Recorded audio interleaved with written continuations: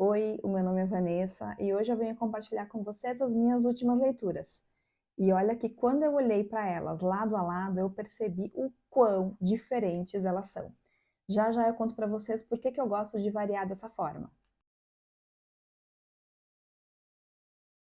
Tentei gravar 1000 vezes com o telefone colocadinho aqui, ó, só que fica muito perto do pescoço, porque a pessoa botou uma blusa muito fechada, e aí fica com uns estralinhos no microfone. Então, hoje vai ter que ser assim mesmo. Vamos ver se vai dar.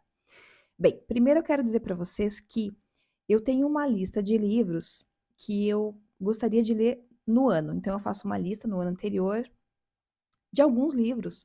Às vezes é 12, às vezes é menos, geralmente é mais, que eu quero ler no ano seguinte. E no meio desses livros, ou entre esses livros, eu acabo lendo outros, né? Tanto os que eu tenho aqui em casa, quanto os que eu vou comprando no meio do caminho, eu vou ganhando.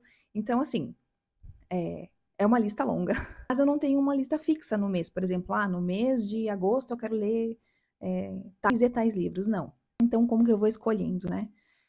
Sinceramente, é conforme como eu estou me sentindo naquele mês, naquela semana, naquele dia. Também tem a ver com algumas leituras coletivas que eu faço. Eu tenho uma ou duas amigas que a gente se puxa, a gente fala assim, né?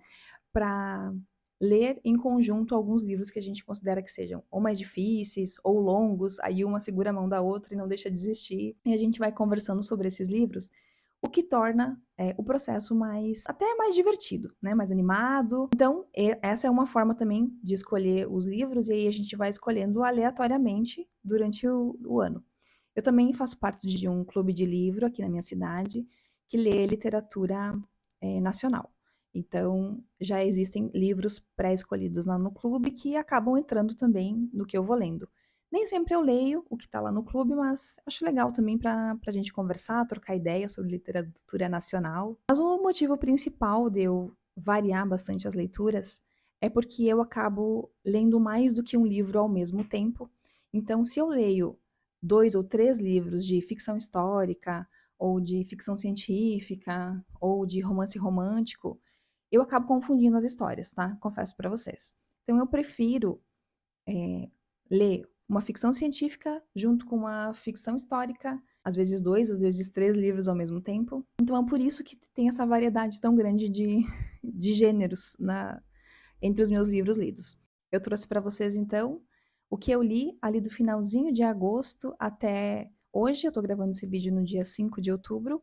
Vou deixar o de outubro de fora, porque ele entra no mês do horror, que é um mês temático que eu estou fazendo. Mas eu conto quais foram as minhas outras leituras para vocês. E sem fazer nenhum mistério, já trago para vocês O Tempo e o Vento, de Érico Veríssimo. Saiu pela Companhia das Letras. Esse livro que se tornou o favorito do ano e provavelmente um dos favoritos da vida. Eu conheci esse livro através de outro livro, que se chama Ana Terra. Ana Terra é um capítulo que está aqui dentro desse livro, mas que foi publicado de forma autônoma.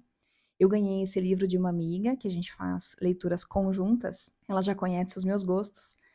Me deu esse livro, então, Ana Terra, e eu fiquei apaixonada pela história da protagonista, e eu quis saber mais da vida dela. Então descobri O Tempo e o Vento, do Érico Veríssimo, que é uma trilogia. Eu estou lendo o segundo livro, já mostro para vocês aqui ele. Mas por enquanto vamos falar um pouquinho dessa magnífica história aqui, uma saga familiar maravilhosa que permeia a formação do estado do Rio Grande do Sul e é contado de forma magistral pelo Érico Veríssimo. Ele conta a história de uma forma que por muitas vezes eu me senti dentro da cidade de Santa Fé, uma cidade fictícia onde se passa a maior parte dessa história aqui. Também temos muitas guerras acontecendo no Rio Grande do Sul nesse momento de formação, né, do estado, enfim. E embora a história não seja focada nas revoluções, o fato delas existirem e dos personagens aqui participarem dessa guerra fazem com que as guerras tenham uma influência muito grande no enredo da história. Afinal de contas, quem participa de uma guerra volta para casa muito mudado e encontra uma casa muito mudada também, porque às vezes essas pessoas ficam anos fora de casa. Então a gente vai acompanhando aqui a história dos maravilhosos personagens que o Érico Veríssimo cria e que se mesclam à história de personagens que de fato existiram e que fizeram muita diferença na história do Rio Grande do Sul.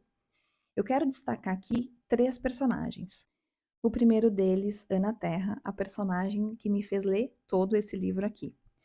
Uma mulher forte, endurecida pela vida e pelas adversidades que ela teve que enfrentar.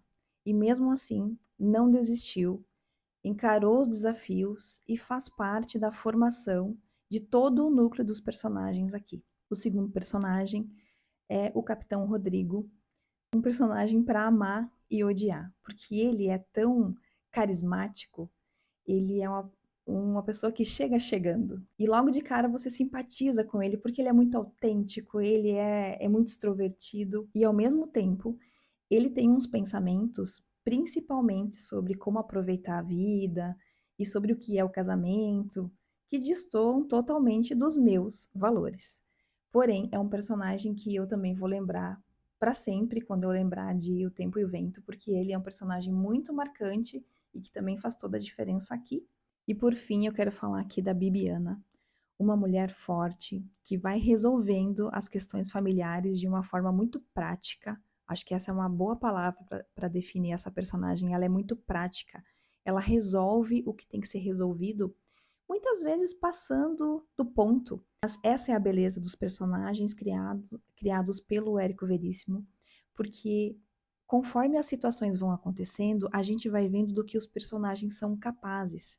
Então, aquele personagem que você acha que não tem boca para nada, que tá ali quietinho, mas por baixo dos panos, ele vai resolvendo muitas coisas e tecendo um caminho que lá na frente vai acontecer, ou vão aparecer os resultados. Uma história para ficar marcada no coração da gente. E eu terminei esse livro aqui querendo imediatamente ler a continuação, que é o que eu estou fazendo aqui. O Tempo e o Vento, parte 2. Eu estou aqui, acho que eu li umas 150 páginas até agora. E aqui a gente vai acompanhando então a segunda parte da história dessa família. O Tempo e o Vento já teve algumas adaptações para a televisão brasileira. Então, se você já viu alguma dessas adaptações ou se você já leu o livro, me conta aqui o que que você achou, se você seguiu lendo os outros livros ou se você ficou só nesse aqui mesmo. E por favor, me ajudem a espalhar a palavra desse livro aqui, porque quem não conhece O Tempo e o Vento está perdendo uma história e tanto. Quando eu estava finalizando O Tempo e o Vento, eu vi o trailer de Devoradores de Estrelas, um filme que vai estrear no ano que vem. E eu fiquei super empolgada, porque é uma ficção científica, uma aventura no espaço. Eu adoro esse tipo de filme e de livro também, mas eu não sabia que era um filme baseado num livro. E aí, quando eu descobri que era, estava escolhida a próxima leitura, né? O autor é o Andy Weir, ele já escreveu Perdido em Marte, um livro que eu ainda não li, mas que foi adaptado para o cinema e que eu já vi o filme umas 2 ou 3 vezes, porque é o tipo de filme que eu adoro assistir. Então, peguei para ler Devoradores de Estrelas, vou deixar a capinha aqui, porque esse livro eu li no e-book. O livro começa com um professor acordando dentro de uma nave espacial em algum lugar do espaço. Ele não lembra nem o nome dele e nem como ou por que ele foi parar neste local. Então ele fica assustadíssimo no começo. Mas aos poucos a memória dele vai voltando e aí a gente vai acompanhando a memória dele voltando dentro da nave espacial e ele tendo que lidar com as coisas que acontecem ali. E ele vai lembrando lá do passado do motivo pelo qual ele está ali. Então a gente vai vendo que a Terra está em perigo e que uma missão espacial foi enviada para tentar salvar a humanidade. E aí ele fica pensando, tá, mas não fui só eu que vim para cá, cadê as outras pessoas? E aí ele encontra mais outras pessoas, mais 2 pessoas que não estão mais vivas e ele acaba sozinho no espaço. Esse homem passa tanto perrengue que assim, eu gargalhava em certos momentos e em outros momentos eu estava ali roendo as unhas para ver como é que ele ia sair daquela situação. Então ele descobre que ele estava dormindo há muitos anos, mas que o corpo dele continua intacto, porque tem um robô que cuida da alimentação, e de tudo que é necessário para ele sobreviver ali na nave. E conforme ele vai descobrindo o motivo que ele está ali, ele vai organizando então as coisas para cumprir com a missão salvar a Terra. Embora ele não tenha contato com a Terra, porque como ele está muito longe, para ele mandar uma mensagem para a Terra, vai demorar anos para chegar na Terra e anos para ter uma resposta, então ele está absolutamente incomunicável. E a gente vai acompanhando tudo que vai acontecendo dentro dessa nave espacial. Não tinha como parar de ler. Tem algumas cenas de ação tão malucas que eu pensava, esse homem vai morrer agora, vai terminar o livro assim, porque não é possível ele sair dessa situação. E mais, aí ele pensa, meu Deus, como é que eu vou fazer para cumprir minha missão aqui sozinho, não sei o que lá. E aí que a gente vê uma outra nave espacial perto da nave onde ele tá. E aí fica melhor ainda. Gente, eu gargalhava com as coisas que acontecem daqui pra frente. Eu não posso contar o que que é. Embora, se você ver o trailer, lá tem um spoiler do que vai acontecer. Então, assim, se você não gosta de spoiler e não quer saber de nada, não veja o trailer, tá? Porque lá tem o que que tem nessa segunda nave espacial que aparece ali. Mas, assim, uma ficção científica para ninguém botar defeito, embora tenha muitas explicações científicas de coisas que estão acontecendo ali, isso não prejudica em nada a leitura. A gente vai ou fazendo leitura dinâmica dessas partes, porque são bem científicas, assim, eu confesso para vocês que eu não entendi muita coisa, tá? Mas isso, como eu falei, não prejudica a leitura, porque os passos, as coisas vão acontecendo independente disso. Ele vai criando artefatos, ele vai posicionando a nave de uma forma não sei o quê, e ele tem que ir para um outro local, e isso tudo vai acontecendo. E o final, meus amigos, é bombástico, é muito legal. Então, assim, se você quer uma aventura, daquelas de prender a respiração, de gargalhar, de ficar com medo e de enlouquecer, assim, no meio do livro, é esse. Super recomendo. Um favorito do ano também. Finalizei Devoradores de Estrelas e pensei, bom, agora eu posso pegar uma coisa mais calma, mais tranquila para ler, quem sabe um clássico. E aí eu saí da empolgação para a depressão. Brincadeiras à parte, O Morro dos Ventos Uivantes, da Emily Brontë, eu tenho essa edição aqui da Clássicos Zahar, de bolso. Foi um livro que mexeu muito comigo. Durante a leitura, eu tirei umas fotos e comentei lá no Instagram, e eu vou mostrar aqui uma das fotos que eu tirei para vocês quando eu estava mais ou menos em 50% do livro. Veja só a cara de desalento da pessoa ao ler esse livro. Eu acredito que você já deve ter ouvido falar do Morro dos Ventos Uivantes, mas se você não ouviu, essa daqui é uma história de amor que não deu certo. A autora aqui nos traz dois personagens principais, o Heathcliff e a Cathy, que se conhecem ainda criança e que acabam desenvolvendo um relacionamento de vingança, obsessão, que se conhecem ainda crianças e acabam desenvolvendo um relacionamento amoroso. Porém, é uma coisa doentia, é uma obsessão que eles têm um pelo outro e que acaba envolvendo todos os outros personagens do livro e levando as pessoas a cometerem as maiores loucuras. E acaba levando as pessoas a cometerem os maiores disparates por conta desses dois. Por mais que eu tenha achado os personagens desse livro odiáveis, absolutamente todos eles, talvez se salve um que não seja. Eu tenho que confessar que é um livro muito bem escrito, porque para a gente ter esses sentimentos com relação aos personagens, quer dizer que eles transmitem essa imagem toda. O que acontece é que, como a história de amor do Heathcliff e da Cathy não dá certo, eles atormentam o resto do mundo por conta disso. Eles são maldosos, eles são cruéis, eles são vingativos. Aí você vai me perguntar, Vanessa, mas então você não recomenda a leitura desse livro? Eu recomendo fortemente, porque eu acho que ele é um livro único, não tem outro parecido com ele. E até hoje ele tá aí para causar raiva nas pessoas, então leia, mas leia com a expectativa certa. E depois de ler, você vem aqui e me conta se eu não estava certa em odiar todos esses personagens. Depois de morrer de raiva no Morro dos Ventos Uivantes, chamei uma amiga para conversar sobre isso, inclusive. E ela me disse: eu tô lendo outro livro muito legal, eu acho que você vai gostar. Baixa a amostra aí no Kindle e lê e me diz o que você acha. Baixei a amostra e finalizei a leitura. Vou deixar a capinha aqui, porque eu li ele no e-book. foi Ensaio sobre a Cegueira, do José Saramago. E, meus amigos, o que foi este livro? Então, a gente começa com uma epidemia de cegueira que está acontecendo no mundo. E essa cegueira, ela é transmissível. Então, o que, que o governo faz? Reúne as primeiras pessoas que tiveram essa doença e leva elas para ficarem isoladas de quarentena num local fechado, que não está preparado para recebê-las, porque é tudo muito rápido, né?